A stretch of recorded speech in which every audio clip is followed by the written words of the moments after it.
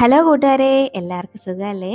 അപ്പോഴൊരു കുക്കറിൽ ഒരു അരക്കപ്പോളം തൂരപ്പരിപ്പും പിന്നെ ഒരു ക്യാരറ്റും കൂടെ ചേർത്ത് നമുക്ക് പൊള്ളി ഒരു ഐറ്റം ഉണ്ടാക്കിയെടുക്കാം. നല്ല ടേസ്റ്റിയാണ്.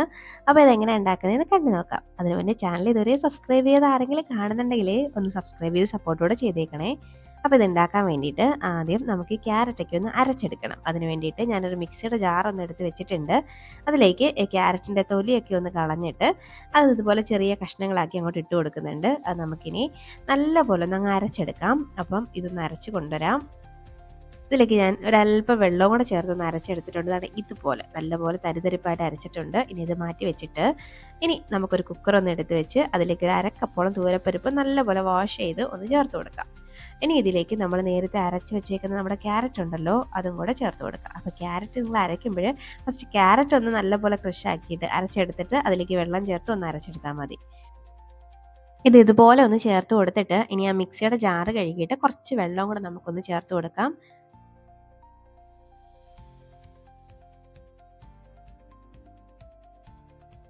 ഞാൻ ഏതാണ്ട് ഒരു 1.5 കപ്പോളം വെള്ളം ഇതിലേക്ക് ചേർക്കുന്നുണ്ട്.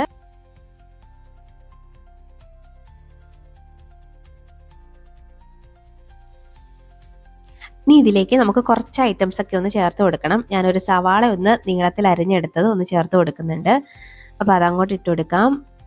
ഒരുപാട് കനം കുറച്ചൊന്നും അരിയേണ്ട കാര്യമില്ല. സവാളയൊക്കെ അത്യാവശ്യം വലുതായിട്ട് തന്നെ അരിയാം. ഇനി ഒരു തക്കാളി അരിഞ്ഞത് ചേർക്കാം. ഇനി ഒരു പച്ചമുളക്, ഇത് നമ്മുടെ നാട്ടിൽ ഉണ്ടമുളക് എന്ന് പറയുന്നത് നല്ലൊരു മണമാണ് കേട്ടോ ഇട്ട് കറി വെച്ച് കഴിഞ്ഞാൽ.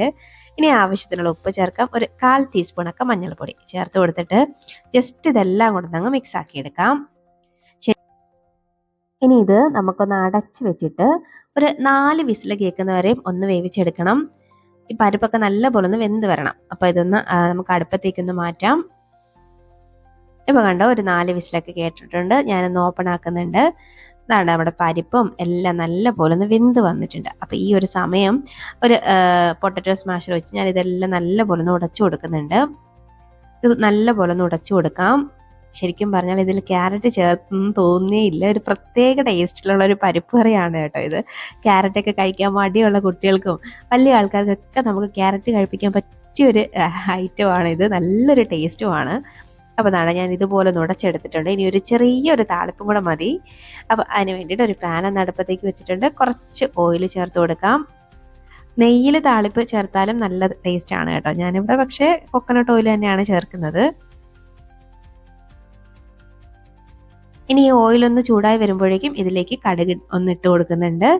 കടുക് ഒന്ന് പൊട്ടി വരുമ്പോഴേക്കും ഇനി ഇതിലേക്ക് ഞാൻ ചേർത്ത് കൊടുക്കുന്നത് കുറച്ച് ചെറിയ ജീരകമാണ്. അപ്പോൾ അത് ഒന്ന് മൂത്ത് വരുമ്പോഴേക്കും ഇനി ഒരു വറ്റൽ മുളക് ഒന്ന് ചേർത്ത് കൊടുക്കാം. ഇനി ഇതിലേക്ക് കുറച്ച് കറിവേപ്പിലയും കൂടെ അതും കൂടെ ചേർത്ത് കഴിഞ്ഞിട്ട് നമുക്ക് ചൂടോടെ തന്നെ ഈ ഒരു സംഭവം എടുത്ത് നമ്മുടെ പരിപ്പ് കറിയിലോട്ട് അങ്ങോട്ട് ചേർത്ത് കൊടുക്കാം. അപ്പോൾ നല്ല ടേസ്റ്റി ആയിട്ടുള്ള ഒരു പരിപ്പ് കറിയാണ് ഇവിടെ റെഡി ആയിട്ടുള്ളത്. അപ്പോൾ ഇതുവരെ നിങ്ങൾ ഇങ്ങനെ ഒരു ക്യാരറ്റ് പരിപ്പ് കറി ഉണ്ടാക്കി നോക്കിയിട്ടില്ലെങ്കിൽ ഉറപ്പായിട്ട് ഉണ്ടാക്കി നോക്കണം. നല്ല ടേസ്റ്റാണ് കേട്ടോ. ശരിക്കും പറഞ്ഞാൽ ഇതിൻ്റെ കൂടെ ഒരു സൈഡിലൊരു മീൻ പൊരിച്ചതൊക്കെ ഉണ്ടെങ്കിൽ നമുക്ക് ചോറ് കഴിക്കാൻ വേറെ ഒന്നിൻ്റെ ആവശ്യമില്ലെന്നാണ് എനിക്ക് തോന്നിയിട്ടുള്ളത്. അപ്പം നിങ്ങൾ ട്രൈ ആക്കി നോക്കിയിട്ട് നിങ്ങളുടെ അഭിപ്രായം പറയാൻ മറക്കരുത്. അതുപോലെ വീഡിയോ ഇഷ്ടമായ ലൈക്ക് ചെയ്യാനും മറക്കരുത്. അപ്പോൾ ഇനി ഒരു റെസിപ്പിയുമായിട്ട് വീണ്ടും കാണാം.